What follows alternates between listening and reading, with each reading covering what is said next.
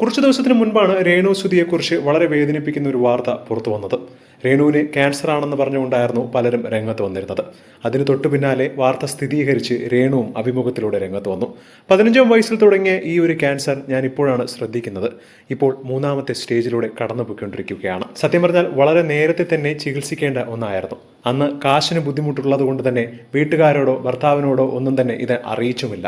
ഈ റിസൾട്ട് പോലും ഞാൻ സ്വന്തമായി പോയാണ് നോക്കി വാങ്ങിയത്. ട്രീറ്റ്മെന്റിന് വേണ്ടി വലിയൊരു തുക തന്നെ വേണ്ടിവരും. കോട്ടയം മെഡിക്കൽ കോളേജിലാണ് ഇപ്പോൾ രേണു ചികിത്സ തേടുന്നത്. മാത്രമല്ല ചികിത്സ ആരംഭിക്കുകയും ചെയ്തു. ചികിത്സയുടെ ഭാഗമായി ഇന്നലെയാണ് താൻ പിക്ക് ലൈൻ ഇട്ടതെന്നും മുടിയൊക്കെ ഇപ്പോഴേ മുറിച്ചു കളഞ്ഞുവെന്നും നിങ്ങളുടെ എല്ലാവരുടെയും പ്രാർത്ഥന വേണമെന്ന് വളരെയധികം വിഷമത്തോടു കൂടിയാണ് രേണു സോഷ്യൽ മീഡിയയിൽ പങ്കുവച്ച വീഡിയോയിലൂടെ പറയുന്നത്. ഇത് ആരും അറിയരുതെന്ന് താൻ ആഗ്രഹിച്ചതാണ്. എങ്ങനെയോ എല്ലാവരും അറിഞ്ഞു. അങ്ങനെ ഒരുപാട് പേർ ചോദിച്ചതുകൊണ്ടാണ് ഈ കാര്യങ്ങളൊക്കെ ഞാനിപ്പോൾ ഷെയർ ചെയ്യുന്നത്. എന്നാൽ തന്റെ രോഗവിവരം അറിഞ്ഞതിനു ശേഷവും ഒരുപാട് പേരാണ് കളിയാക്കികളും പരിഹാസങ്ങളും കൊണ്ട് നിറയ്ക്കുന്നത്. ഇപ്പോഴും തന്നോട് പോയി ചത്തുകളയാൻ എന്ന് ഒരുപാട് പേർ കമന്റ് ചെയ്യുന്നുണ്ട്. അവരോടൊന്നും തനിക്ക് ഒന്നും പറയാനില്ല. ഒരു രോഗം വരുമ്പോഴേ എല്ലാവർക്കും മനസ്സിലാകും. ജീവിതത്തിൽ ഒരുപാട് കഷ്ടപ്പെട്ടാണ് ഇന്ന് എല്ലാവരും അറിയപ്പെടുന്ന രേണുവായി താൻ മാറിയത്. ഈ ഒരു സമയത്താണ് തന്നെ വേട്ടയാടുന്ന ഈ ഒരു അസുഖവും വന്നത്. എങ്ങനെയെങ്കിലും താൻ ഇതിൽ നിന്നും പുറത്തു വരുമെന്ന് തന്നെയാണ് രേണു ആത്മവിശ്വാസത്തോടു കൂടി പറയുന്നത്. ഒരുപാട് പേരാണ് രേണുവിന് പിന്തുണയുമായി കമന്റ് ചെയ്യുന്നത്.